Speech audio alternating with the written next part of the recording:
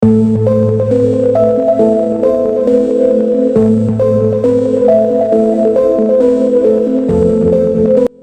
datang di channel Automove.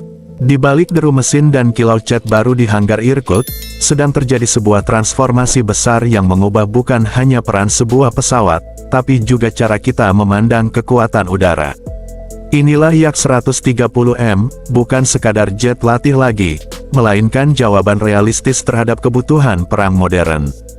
Murah, lincah, dan cukup mematikan untuk menjembatani kesenjangan antara drone bersenjata dan jet tempur berat. Versi modern ini pertama kali diperkenalkan ke dunia dalam ajang Army 2024, dan sejak saat itu pabrik Irkut telah memulai perakitan beberapa prototipe. Program ini dijadwalkan memasuki tahap uji darat dan penerbangan pada tahun 2025. Bayangkan, pesawat yang awalnya dirancang untuk melatih generasi baru pilot, mengajarkan manuver, sistem, dan refleks untuk mengendalikan jet berteknologi tinggi, kini diberikan jantung seorang petarung sejati. Yak 130M tetap mempertahankan desain dasarnya sebagai pesawat latih, kokpit tandem, bentuk sayap yang familiar, dan karakter terbang yang ramah bagi instruktur dan siswa.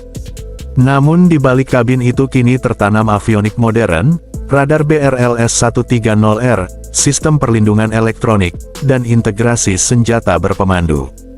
Hasilnya bukanlah tiruan dari Su-57, melainkan versi praktis yang mampu melatih pilot untuk jet tempur sesungguhnya, lalu dalam hitungan menit berubah menjadi platform serang ringan dengan kemampuan menembakkan bom berpemandu, rudal udara ke udara jarak pendek, hingga membawa pot pengintaian.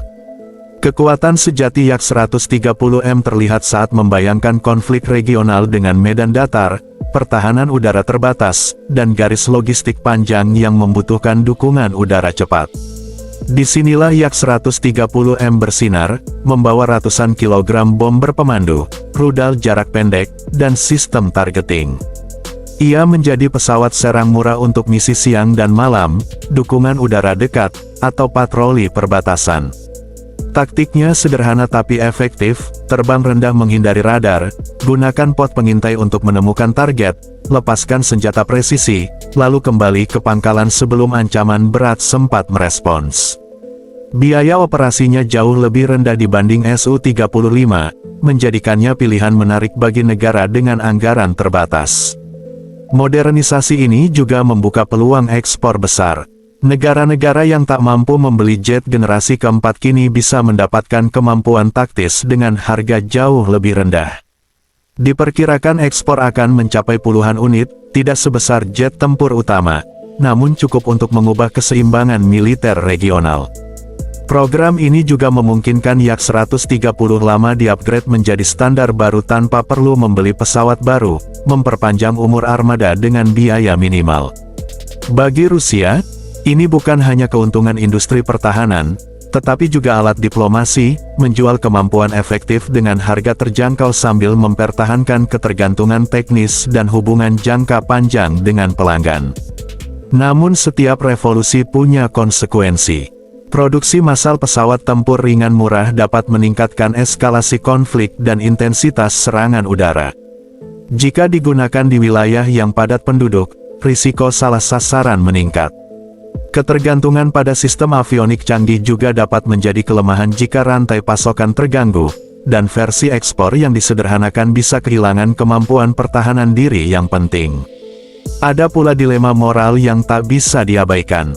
Apakah menjual platform ini kepada rezim yang memiliki catatan pelanggaran hak asasi manusia berarti turut memperburuk penderitaan sipil? Inilah risiko ketika teknologi pelatihan berubah menjadi senjata. Efisiensi militer bertemu dengan risiko kemanusiaan, menciptakan perdebatan antara strategi dan moralitas. Pada akhirnya, Yak 130M menjadi simbol dari tren baru, pesawat multirole. Berbiaya rendah yang mengaburkan batas antara pelatihan dan pertempuran. Ia memberi pilihan baru bagi banyak negara, namun juga menimbulkan pertanyaan besar bagi analis militer.